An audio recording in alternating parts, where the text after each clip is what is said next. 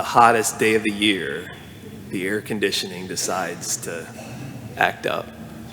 So we are aware I'm aware that it's warm in here, especially, right? Today we celebrate, as mentioned, the Feast of Bartholomew. He's also known as Nathaniel.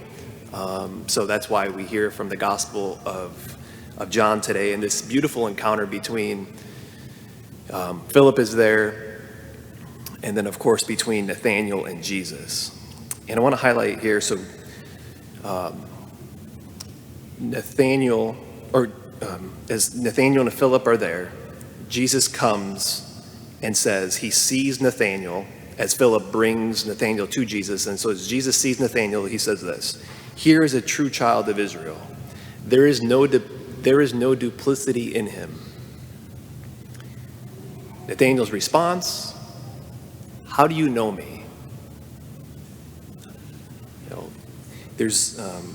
There's something about like really knowing a person, like in honoring them or complimenting, not just like a shallow compliment about one's appearance or even something that they do, but like to really honor somebody and to name something that is about their person.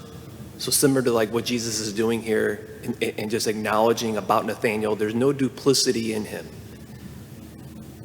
I was speaking with somebody not too long ago, and over the course of getting to know them, I just made a comment of like, hey, I know this is difficult for you because I know you're very structured, you're very orderly, so change is very difficult.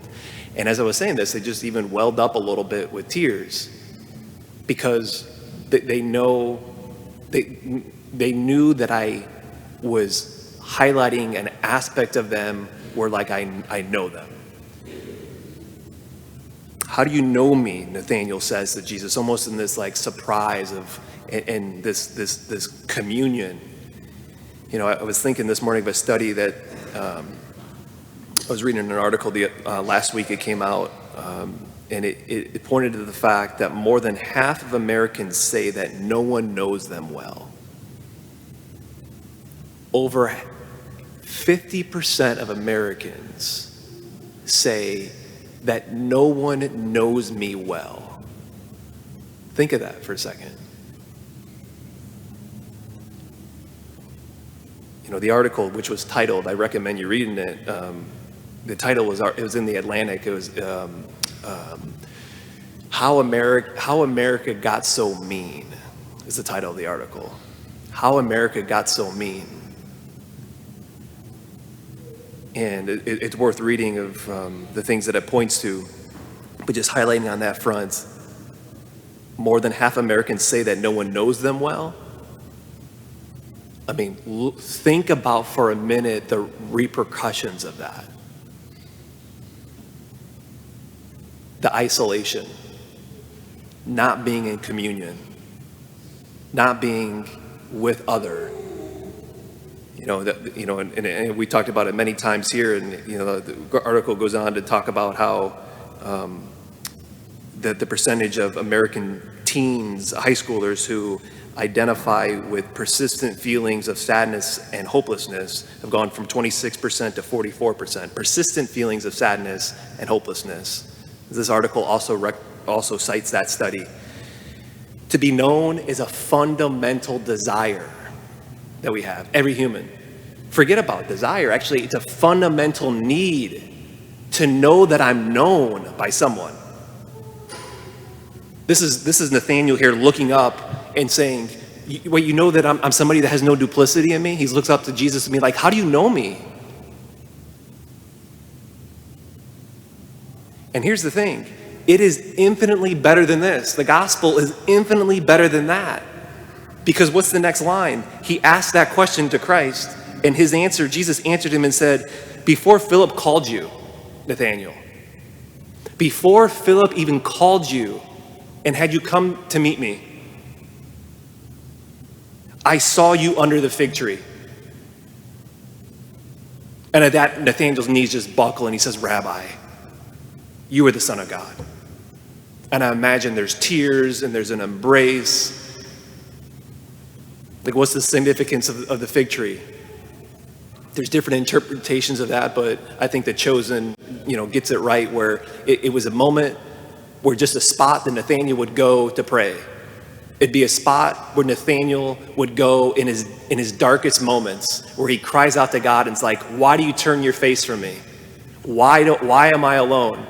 And here, when confronted with the Christ, Jesus says, I knew you before Philip even called you. I was there in your darkest moments. I was there when you were the lowest. I was there when you felt abandoned and alone.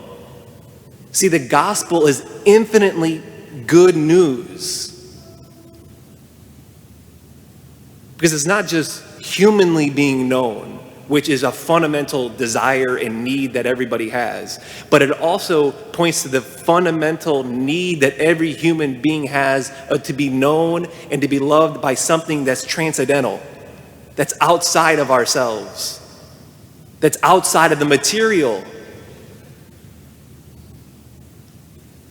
Which maybe just to end with the fact, ending how the gospel opens, we need to be Philips. We need more Philips. For someone who just says to Nathaniel, say, come and see.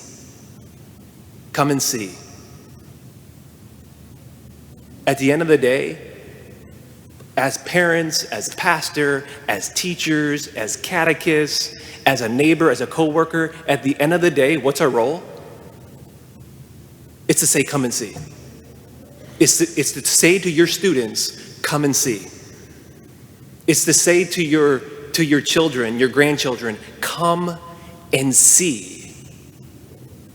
Come and see.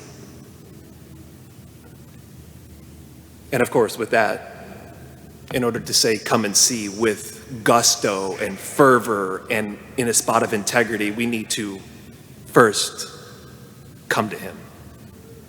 We need to see him. We need to be known by him. We need to know him. And that invitation is always out there for us. It's out there right now this morning for us to be maybe rejuvenated in our faith, to be re-inspired, and to be in touch with the fact that my heart desires and craves and needs to be known by something that's outside the material even. And so then with gusto, we can turn to our students, to our children, to our neighbors, to our coworkers, and just say, come and see.